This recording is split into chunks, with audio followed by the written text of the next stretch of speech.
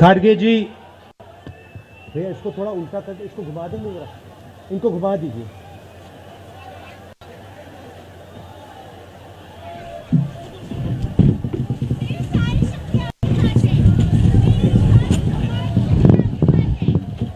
खारगे जी, कमल हसन जी, वेणुगोपाल जी, शक्ति सिंह गोहिल जी, Anil ji, stage पे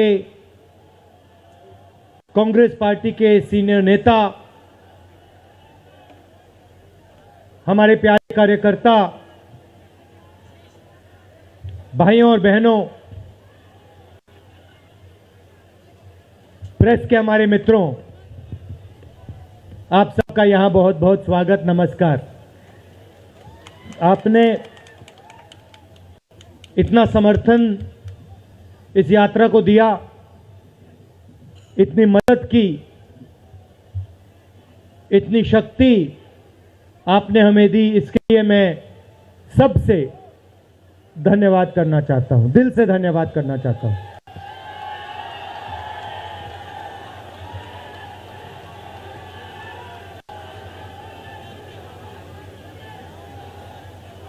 इस यात्रा का लक्ष्य भारत को जोड़ने का है।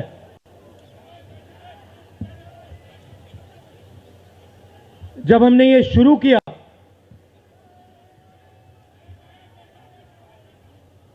कन्याकुमारी में यात्रा शुरू की, तो मैं सोच रहा था कि नफरत को मिटाने की जरूरत है, और मेरे दिमाग में था कि इस देश में सब जगह नफरत फैली हुई है, मगर जब मैंने चलना शुरू किया तो सच्चाई बिल्कुल अलग थी।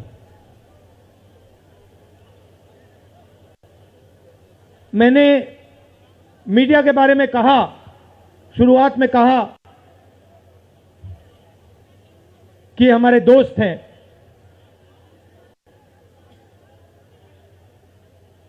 दोस्त हैं, मगर हमारी बात टीवी पे कभी नहीं दिखाते हैं। और वो तो तब भी ठीक है, वो ठीक है, हमारी बात नहीं उठाएं तो ठीक है, कोई प्रॉब्लम नहीं है, मगर ये एक और काम करते हैं, इनकी गलती नहीं है। देखिए, ये जो यहां खड़े हैं, इनसे गुस्सा मत होइए, इनकी गलती नहीं है। देखिए, मुस्कुरा रहे हैं, ये जानते हैं लगाम लगी हुई है, पीछे से लगाम लगी हुई है, मगर इनके जो चैनल हैं ये भी नफरत फैलाने का काम करते हैं। 24 घंटा हिंदू मुस्लिम, हिंदू मुस्लिम, हिंदू मुस्लिम, हिंदू मुस्लिम, हिंदू मुस्लिम। ये सच्चाई नहीं है भाइयों और बहनों। मैं चला हूं कन्याकुमारी से यहां तक, ये सच्चाई नहीं है। ये मीडिया में चलाया जाता है, फैलाया जाता है। ये देश एक है। इन सड़कों पे लाखों लोगों से मिला हूं, सारे के सारे एक दूसरे से मोहब्बत करते हैं, प्यार करते हैं, गले लगते हैं। तो सवाल उठता है, क्योंकि ये नहीं कर रहे हैं, इनके पीछे जो शक्ति है, इनके पीछे जो शक्ति है वो कर रही है। तो सवाल उठता है, ये क्यों हो रहा है? जब सच्चाई ये है कि देश का आम नागरिक, चाहे हिंदू हो, मुस्लिम हो, सिख हो, ईसाई हो, किसी भी जात का हो, वो एक दूसरे से प्यार करता है, मोहब्बत करता है, एक दूसरे की इज्जत करता है। 90% लोग इस देश के एक दूसरे से प्यार करते हैं, मोहब्बत करते हैं, इज्जत करते हैं। देखिए मेरे सामने, ये देखिए, घूम के देखिए, ये जैन मंदिर है, गुरुद्वारा है, मंदिर है, मस्जिद है, ये है हिंदुस्तान। ये सच्चाई है हिंदुस्तान की, और ये नई बात नहीं है, ये हजारों साल से इस देश की सच्चाई है। प्यार से ये देश मिलकर एक साथ रहा है। तो सवाल उठता है, ये जो मीडिया के लोग हैं, ये नहीं जो इनके पीछे हैं, ये नफरत क्यों फैलाना चाहते हैं? आपने कभी पूछा अपने आप से कि मीडिया 24 घंटा कभी मोहब्बत की बात नहीं करेंगे? कभी आपने देखी है? कभी टीवी पे देखा कि देखो एक हिंदुस्तानी दूसरे हिंदुस्तानी से गले लग गया? कभी देखा? नहीं, कभी नहीं दिखेगा। सही बात है ना? सही बात, कभी नहीं दिखेगा। इसका कारण है भाइयों और बहनों, मैं आपसे पूछना चाहता हूं, आप में से किसी का कभी जेब काटा गया है? आपका जेब काटा गया? आपका जेब काटा गया? तो जब जेब काटा जाता है, आपका काटा गया ना, तो जब कोई आपका जेब काटता है तो वो क्या करता है? सबसे पहले उसे क्या करना पड़ता है?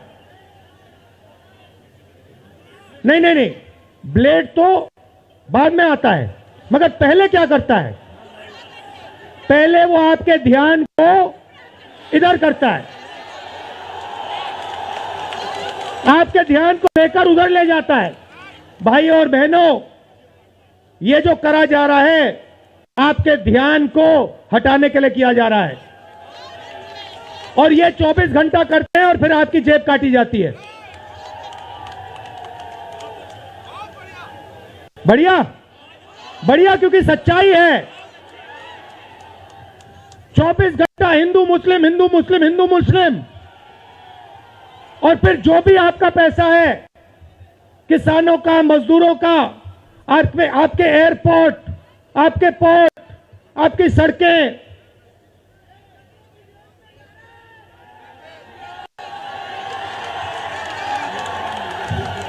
सीधा किसके जेब में? इनके मालिक के जेब में। इनको कौन चलाते हैं? नाम बताओ। देखो, सब जानते हैं, पूरा हिंदुस्तान जानता है। भाइयों और बहनों, ये नरेंद्र मोदी जी की सरकार नहीं है, ये अंबानी अदानी की सरकार है। ये सच्चाई है, और ये पूरा लक्ष्य इनका आपके ध्यान को इधर से उधर, उधर से इधर करने का है। मैं 2800 किलोमीटर चला हूं, 2800, मुझे कहीं नफरत नहीं दिखी, कहीं हिंसा नहीं दिखी, कहीं मारपीट नहीं दिखी। मगर जब मैं इनका टेलीविजन खोलता हूं, 24 घंटे मुझे मारपीट, हिंसा, नफरत दिखाई देती है। क्यों? क्योंकि ये आपका ध्यान इधर से उधर ले जाना चाहते हैं। जो सच्चे मुद्दे हैं उस पे आपका ध्यान गलती से ना चला जाए। जैसे जब कोई आपकी जेब काटता है, वो चाहता है कि आपका ध्यान आपके जेब पे गलती से भी ना चला जाए। ये हो रहा है इस देश में। तो आपका ध्यान कहां जाना चाहिए? मैं आपको बताता हूं। सबसे पहले आपका ध्यान जो हिंदुस्तान के युवा हैं उनकी ओर जाना चाहिए। आप किसी भी युवा से पूछ लीजिए, वो आपको बताएगा, मैंने इंजीनियरिंग की, मैं डॉक्टर बनने के लिए पढ़ा, मैंने आईएएस के लिए तैयारी की, मैं जज बनने की कोशिश कर रहा था। पूछो क्या किया? पढ़ाई की, कितने साल की, स्कूल, कॉलेज, यूनिवर्सिटी सब पढ़ लिए, और फिर क्या हुआ? आज क्या करते हो? मजदूरी करता हूं, पकौड़े बनाता हूं।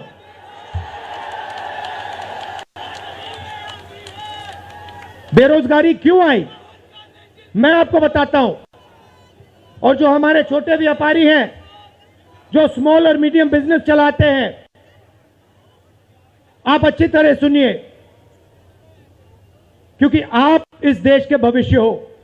अगर इस देश को कोई रोजगार दे सकता है तो इस देश का किसान और ये जो छोटे व्यापारी हैं और स्मॉल और मीडियम बिजनेसेस चलाते हैं ये लोग हैं। क्यों? क्योंकि ये लाखों हैं,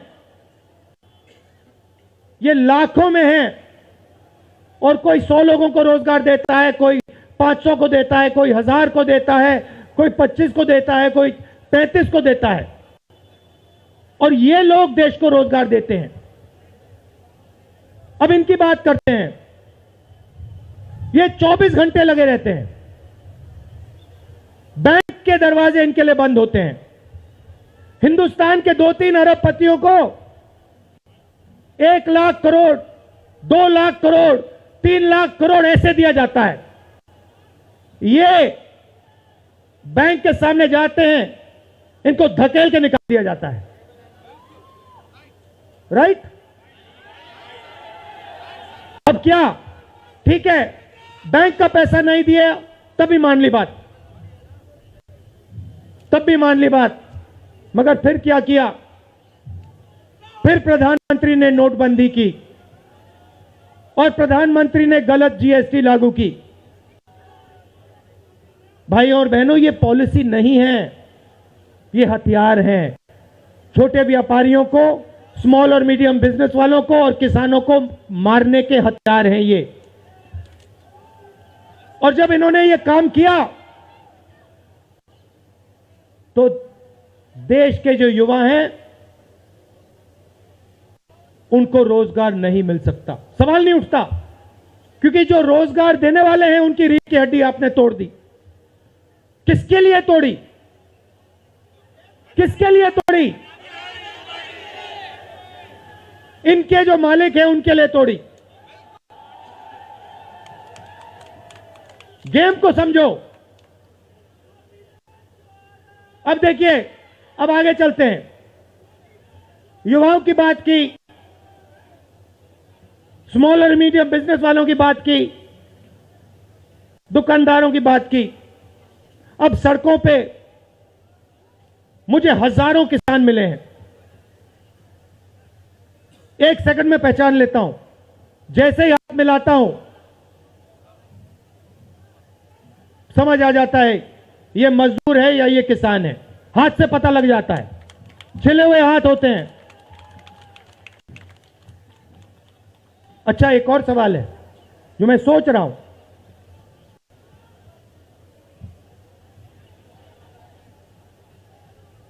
प्रेस वाले ने मुझे पूछा क्या आपको ठंड नहीं लगती? और मैंने सोचा ये मुझसे पूछ रहे हैं, हिंदुस्तान के किसान से क्यों नहीं पूछते? ये हिंदुस्तान के मजदूर से क्यों नहीं पूछते? ये हिंदुस्तान के गरीब बच्चों से क्यों नहीं पूछते? फिर कहते देखो 2800 किलोमीटर चल लिए, कोई बड़ी बात नहीं है। पूरा हिंदुस्तान चलता है, जिंदगी भर चलता है। किसान चलता है, मजदूर चलता है, फैक्ट्री में जो काम करते हैं वो चलते हैं।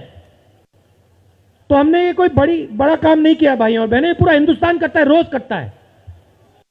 हम 2800 किलोमीटर चलते हैं, किसान शायद जिंदगी में 10,000, 15,000, 20,000 चल लेता है।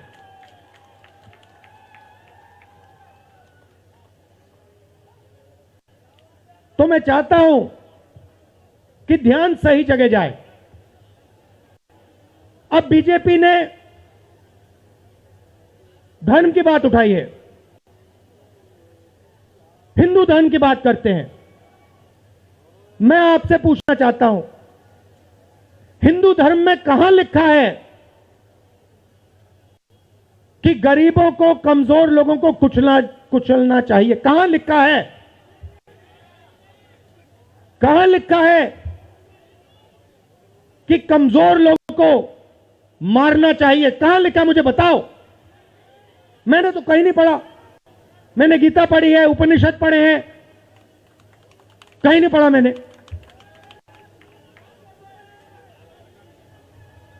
आपने पढ़ा कहीं?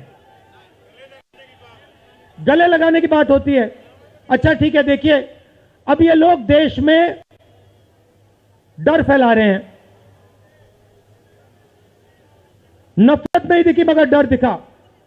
किसके दिल में डर? किसान के दिल में, युवाओं के दिल में, छोटे दुकानदारों के दिल में, स्मॉल और मीडियम बिजनेस जो चलाते हैं उनके दिल में, माताओं बहनों के दिल में। मुझसे कहती है, राहुल जी बीजेपी की सरकार में हम तो सड़क पर, शाम को सड़क पर नहीं निकल सकते। तो डर फैला दिया है। सही सही। अच्छा, आपने शिव जी की फोटो देखी है? उसमें उनका हाथ ऐसे देखा आपने? इसको क्या कहते हैं? इसको क्या कहते हैं? इसको अभय मुद्रा कहते हैं। इसका मतलब क्या होता है? इसका मतलब होता है डरो मत। तो शिव जी कहते हैं डरो मत, हिंदू धर्म कहता है डरो मत, और ये लोग 24 घंटा इस देश में डर फैलाने की कोशिश करते हैं। अच्छा, एक और मजे की बात बताता हूं आपको। मैं सोच रहा था, आपने ये यात्रा देखी होगी, इसमें आपको हिंसा दिखी? कहीं नहीं दिखी? किसी ने किसी को मारा? किसी ने गाली दी? नहीं। आपने इसमें नफरत देखी? बिल्कुल नहीं। इसमें किसी ने यह पूछा भैया तुम्हारा धर्म क्या है? किसी ने कहा भाई तुम हिंदू हो, मुसलमान हो, सिख हो, ईसाई हो, क्या हो? नहीं। किसी ने यह पूछा तुम स्त्री हो या पुरुष हो? किसी ने यह पूछा तुम्हारी क्या जात है? बिल्कुल नहीं। कपड़े भी नहीं पूछे, कपड़े भी नहीं पूछे। अच्छा, इसमें आपने देखा होगा, पता नहीं आपने देखा या नहीं, इसमें कुत्ते भी आए। कुत्ते भी आए इसमें, कुत्ते आए। और आपने, अगर आप टीवी देख रहे होते, आपने एक चीज देखी होगी, कुत्ते को किसी ने नहीं मारा, किसी ने नहीं मारा। इसमें गाय भी आई, भैंस भी आए, सुअर भी आए। मैंने देखा वो, तो सब जानवर आए, सब लोग आए, और यहां पे कोई नफरत नहीं थी। जैसा हमारा हिंदुस्तान है वैसे ही ये यात्रा है। कोई नफरत नहीं, कोई हिंसा नहीं, कोई गलत सवाल नहीं। कभी कभी कोई गिर जाता, जैसे हमारे हरियाणा के पीसीसी गिरे, धड़ाम से गिरे, केरला के सब नेता गिर गए, 1 सेकंड में लोग उनको उठा लेते थे। 1 सेकंड में, टाइम नहीं लगता था। यह है हिंदुस्तान। नहीं, देखिए मैं आपको एक बात बताता हूं, सच्चाई समझनी होगी। सच्चाई यह है कि जैसे इन पर लगाम लगी हुई है, वैसे हिंदुस्तान के प्रधानमंत्री पे भी लगाम लगी हुई है।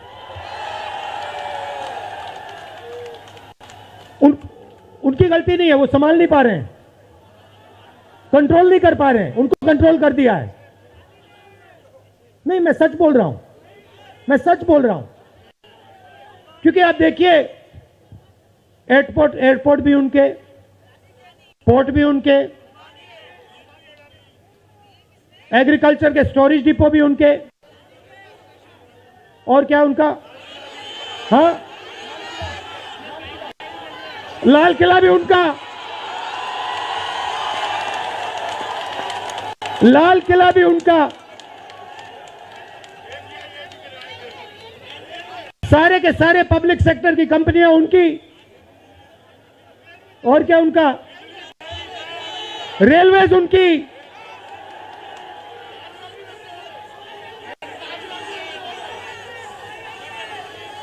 अभी भाइयों और बहनों ताजमहल भी चला जाएगा, तो सब कुछ उनका। तो ये देश की सच्चाई है। हाईवे भी उनके, सेलफोन भी उनके,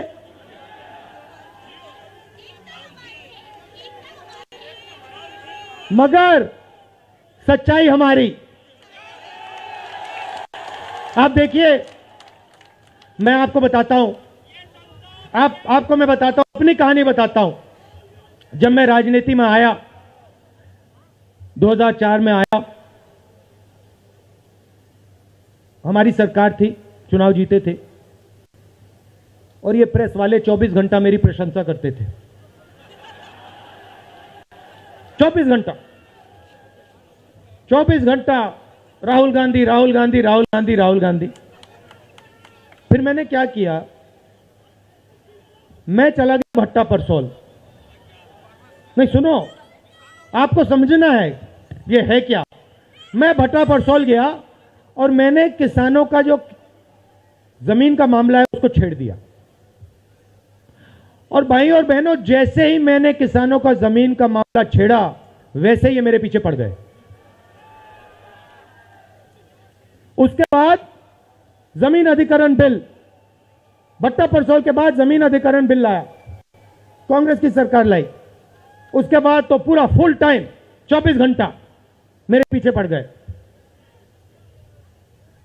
प्रधानमंत्री जी ने, बीजेपी ने, मैं आपको सच्चाई के बारे में बताना चाह रहा हूं, प्रधानमंत्री ने, बीजेपी ने हजारों करोड़ रुपए लगा दिए मेरी छवि को खराब करने में।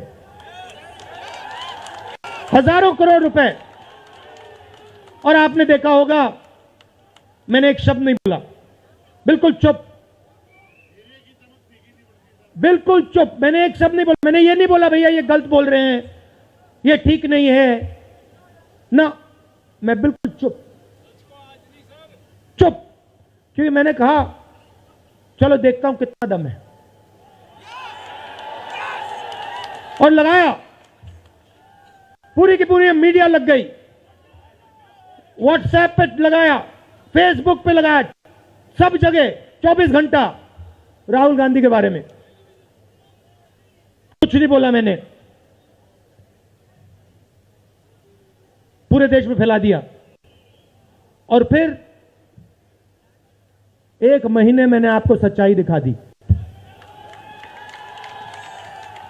और पूरा पूरा खत्म। देखो सच्चाई कैसे काम करती है। सच्चाई को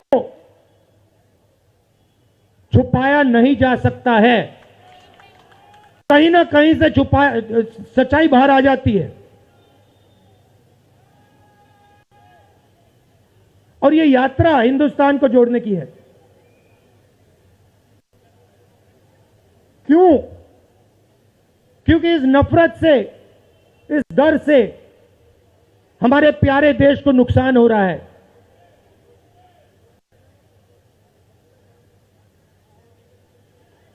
यह सच्चाई है, और इसीलिए हमने ये यात्रा कन्याकुमारी से लेकर कश्मीर तक शुरू की है। और ये जो हमारा तिरंगा है, इसको हम श्रीनगर में जाके वहां पे लहराएंगे। और आप में से हजारों लोग हमारे साथ चलोगे, हजारों लोग चलोगे।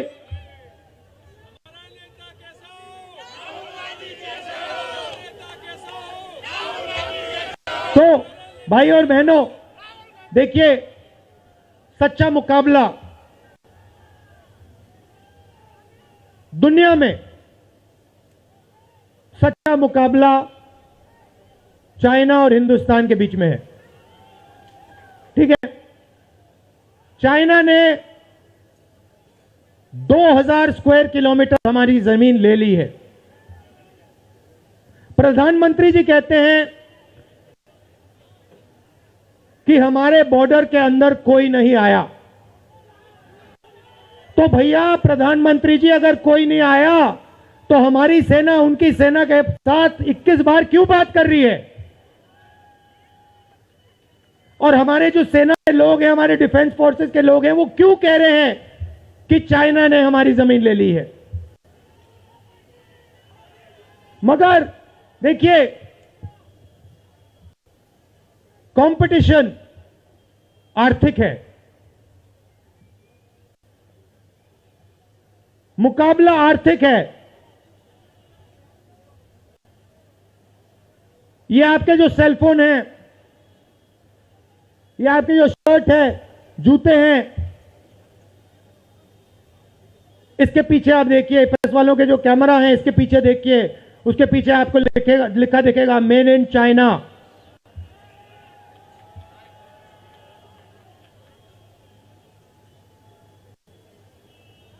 हमें शर्ट के पीछे, सेलफोन के पीछे, जूतों के नीचे मेड इन इंडिया लिखना है। और एक ऐसा दिन आना चाहिए जब शंघाई में कोई युवा नए जूते खरीदे, उसके नीचे देखे made in new Delhi India. ये हिंदुस्तान चाहिए, इसी से हमारे युवाओं को रोजगार मिलेगा। तो ये करना ही पड़ेगा, चॉइस नहीं है। और ये हम करके दिखा देंगे। ये देश कर सकता है, करके दिखा सकता है। आप सबने इतना प्यार दिया,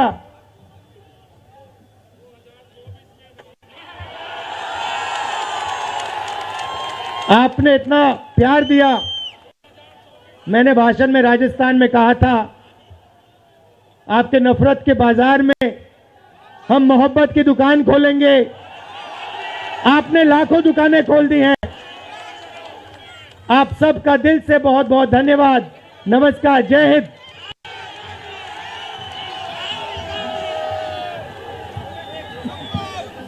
धन्यवाद।